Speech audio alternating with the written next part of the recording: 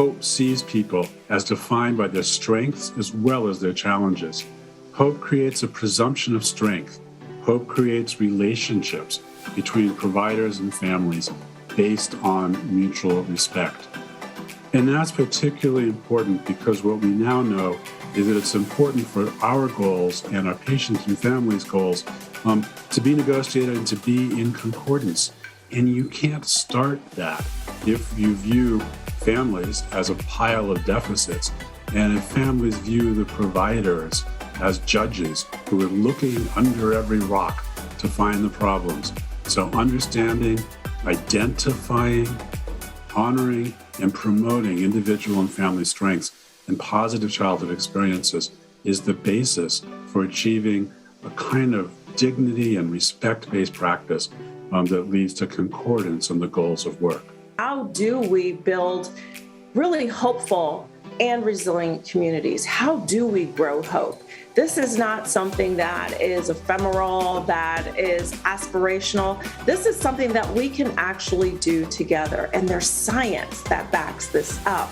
Science that comes from multiple disciplines, not just behavioral and health sciences, but also political science, understanding the science of social determinants.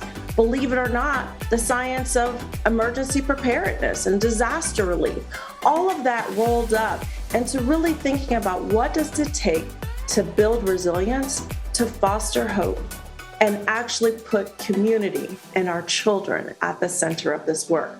There are also these 4 building blocks of hope, and these were developed with Charlotte Harper Brown, and we did it by looking at the existing literature. What did children and youth who experienced in programs that work, what happened to them?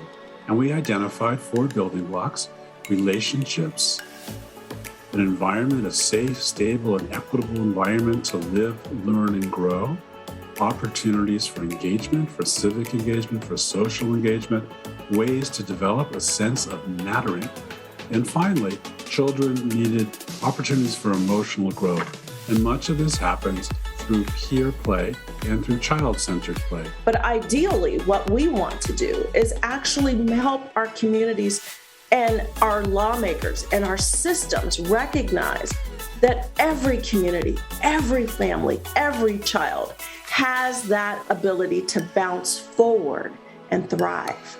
That's what we mean by community resilience, is that what are we putting in place so that our communities can bounce forward and thrive, not just settle for where they've already started, which oftentimes are inequitable places.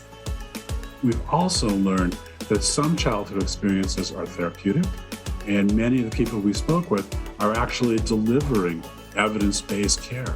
So even children with high ACEs can recover. And we found that most adults already understand why childhood experiences matter. So when we talk about the importance of positive childhood experiences, it's a little bit like pouring water into a sponge. People are really ready. And so helping us, meaning us, the academics or the practitioners who come to this work with very good intentions, but oftentimes come with a little bit too much book knowledge and not enough sensitivity of the lived experience. And so putting that aside and really leaning into the conversation, we began to understand that if we were not putting equity in the center, there's no hope of ever getting to community resilience. So you hear me constantly talking about equity. And where did that come from when we started with ACEs? Well, it came from this network, from our community partners, from those parents that were at the table leaning into the conversations and to help us understand what was driving adversity in their communities and why it was so important to be able to lean in and understand, whether that's in Washington State or in Appalachian District, North Carolina. You see, there's a mix of red and blue states here, and some that would be recognized as more conservative or more liberal than others.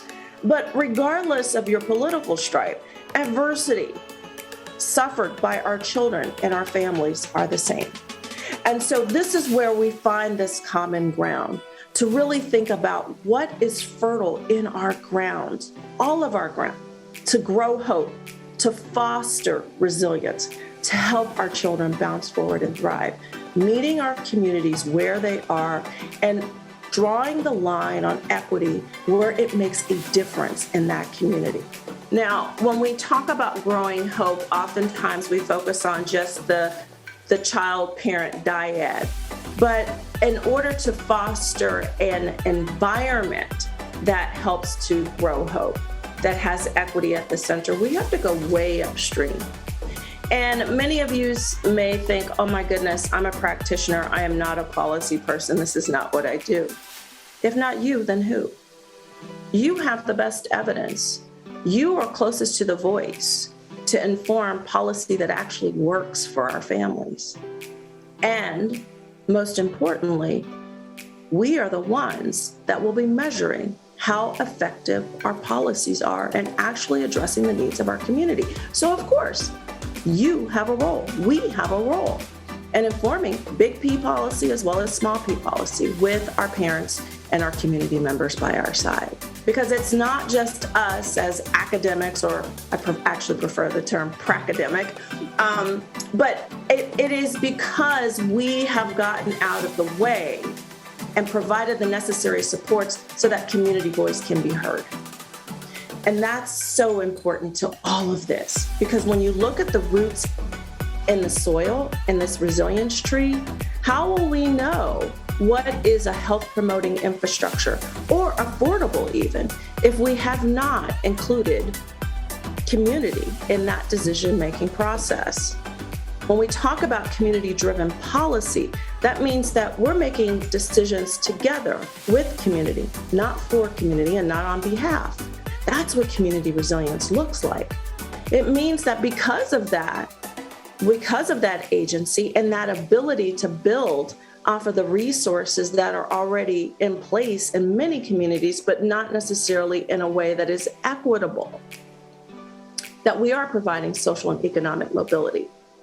And most importantly, at the end of the day, we have more healthy and supported individuals and family.